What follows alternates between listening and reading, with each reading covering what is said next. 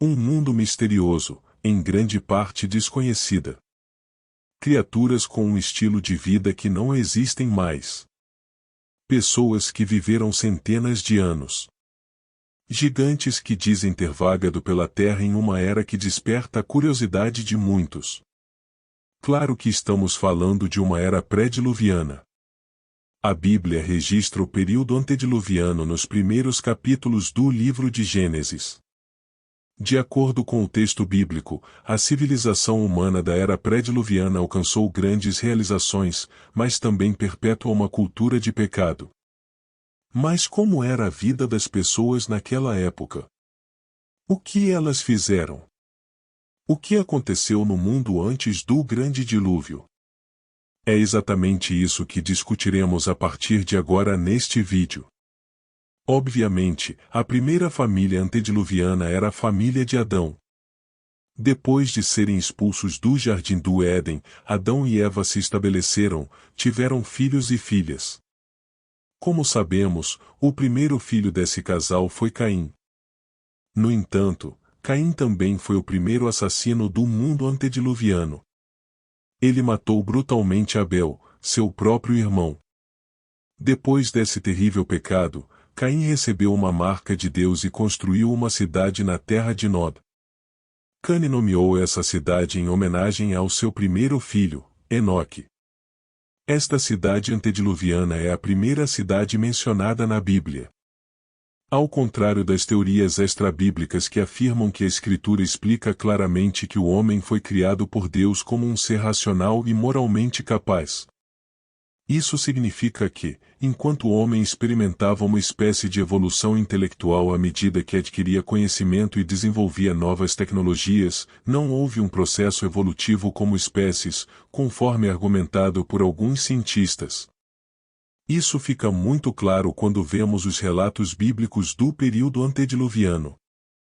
Como referência, Caim, o primeiro ser humano a nascer na Terra, desenvolveu-se o suficiente para construir uma cidade. Seus descendentes foram responsáveis por grandes invenções, como Jabal, Jubal e Tubal-Caim. A sociedade antediluviana aprendeu a viver em tendas, a criar rebanhos de gado, a desenvolver as artes com o uso de instrumentos musicais e a forjar através do trabalho com cobre e ferro. Mais tarde, no tempo de Noé, a Bíblia mostra como ele já tinha a capacidade e os recursos necessários para construir uma grande arca de acordo com as instruções divinas. Portanto, embora a Bíblia não forneça muitos detalhes sobre esse período, é evidente que houve um forte desenvolvimento tecnológico e cultural no mundo antediluviano. Muitas pessoas se perguntam sobre a duração da era pré-diluviana, mas a Bíblia permanece em silêncio sobre esse assunto. No entanto, numerosos estudiosos sugerem que o intervalo de tempo desde a criação do mundo até a inundação pode ter sido mais longo do que o restante da história bíblica. Foram feitas tentativas para estimar esse período, mas todas se mostraram inconclusivas. Na verdade, a única fonte que fornece alguma informação cronológica sobre a era pré-diluviana é a lista genealógica em Gênesis, capítulo 5. No entanto, é evidente que alguém possa estabelecer dados exatos a partir deste registro, simplesmente porque não é essa a intenção das genealogias bíblicas. Elas estão mais preocupadas em estabelecer linhagens do que em definir dados cronológicos. Algumas dessas listas genealógicas podem até mesmo ser representativas em vez de exaustivas, o que significa que poderia haver lacunas intencionais nessas listas para enfatizar indivíduos que detinham um significado particular na história bíblica. Por exemplo, ao mencionar que uma pessoa gerou outra, isso implica que o primeiro é apenas um ancestral deste último, não necessariamente seu pai direto. Isso foi corroborado em outros textos bíblicos de genealogias, e muitos estudiosos acreditam que é plausível que o mesmo seja verdade para a genealogia em Gênesis, capítulo 5. Com base nessas genealogias em Gênesis, capítulo 5, os estudiosos podem, pelo menos, observar que os avanços ocorridos no mundo pré-diluviano provavelmente estavam relacionados à longevidade humana. Naquela época, havia apenas uma língua, E Deus permitiu que as pessoas vivessem durante séculos. Isso provavelmente desempenhou um papel fundamental no progresso tecnológico e na transmissão de informações durante esse período. Sim, há interpretações alternativas sobre a longevidade das pessoas que viveram antes do dilúvio, mas a visão mais tradicional dentro do cristianismo é aquela que leva uma leitura direta da Bíblia, afirmando que esses indivíduos viveram por centenas de anos. A Bíblia diz que o estilo de vida pecaminoso adotado por Caim rapidamente se manteve por todo o mundo antediluviano. Por exemplo, Lameque, um descendente de Caim, foi o primeiro a adotar a poligamia nas páginas bíblicas e também foi um duplo assassino que se orgulhava de sua crueldade. O próprio Caim, depois de matar Abel, não só não se arrependeu, mas também sentiu que a paciência de Deus por ele foi injusta. A Bíblia também diz que, no período antediluviano, os filhos de Deus se misturaram com as filhas dos homens. É verdade que alguns intérpretes argumentaram que isso significou uma mistura entre seres espirituais e humanos, em outras palavras, revelou que anjos caídos tiveram relacionamentos com mulheres na terra. Mas a maioria dos estudiosos concorda que a interpretação que melhor se adapta ao texto bíblico é que essa mistura foi uma degeneração humana promovida por relacionamentos entre piedosos e ímpios. Portanto, rapidamente a impiedade prevaleceu e caracterizou toda a civilização. Isso significa que, naquele momento, a linhagem de Sete, que era piedosa, era o ramo da humanidade que preservava o conhecimento de Deus. Mas, com o tempo, essa linhagem se misturou com a linhagem ímpia de Caim, e a depravação espiritual atingiu um limite intolerável. Naquela época, havia Nefilim na terra. Alguns estudiosos argumentaram que os Nefilim eram gigantes nascidos da mistura entre os filhos de Deus e as filhas dos homens.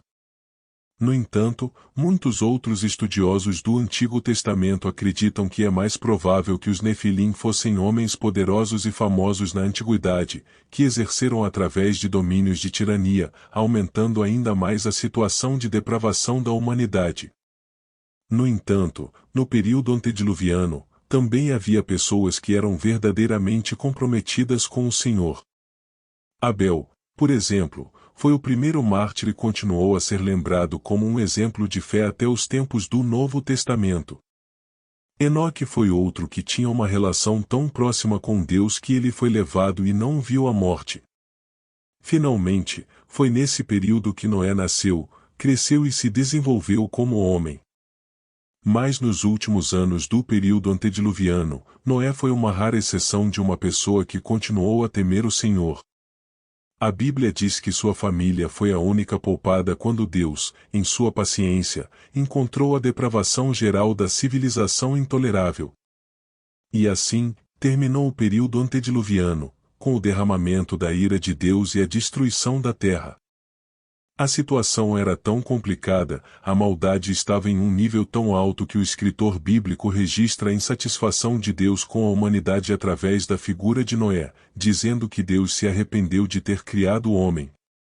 No Novo Testamento, o apóstolo Pedro, em sua segunda epístola, no capítulo 3 e no versículo 6, registra o fim da história antediluviana, afirmando o seguinte: por essas águas também o mundo daquele tempo foi inundado e destruído. Mas tudo o que aconteceu naquele momento serve como um aviso para nós. Isso porque o próprio Senhor Jesus Cristo disse que nos últimos dias da era atual, o estilo de vida antediluviano se repetirá. Todos viverão de acordo com sua própria vontade, seus próprios desejos, festejando e comemorando seus relacionamentos, mas todos serão muito ocupados para atender ao chamado de Deus ao arrependimento. Então, assim como aconteceu com as pessoas da geração antediluviana, só voltarão a si quando Deus derramar seu julgamento, sem oportunidade para qualquer um voltar atrás. Na verdade, Jesus ilustrou este momento ao dizer que, assim como no período antediluviano, os ímpios foram levados pelas águas do dilúvio, nos últimos dias, os impenitentes também serão tirados deste mundo pelo julgamento de Deus. Este é, portanto, um apelo urgente para a humanidade.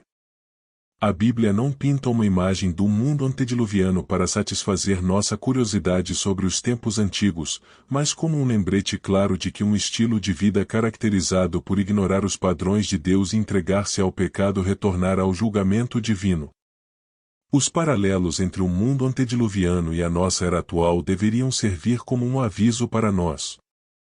Este é o momento de voltarmos nossa atenção para Deus, nos arrependermos de nossos pecados e buscar sua graça e perdão. Concluindo, o mundo antediluviano foi um período único na história da humanidade. Foi marcado por importantes avanços tecnológicos e desenvolvimento cultural, mas também foi caracterizado por grande pecaminosidade e rebelião contra Deus. No final, serviu como um forte aviso para as gerações futuras. Seu fim arrependido em uma inundação catastrófica ilustra a seriedade do julgamento divino e a urgência do arrependimento humano. Portanto, é crucial que permaneçamos alertas e preparados, vivendo nossas vidas em obediência a Deus e ansiosos pelo retorno de Cristo.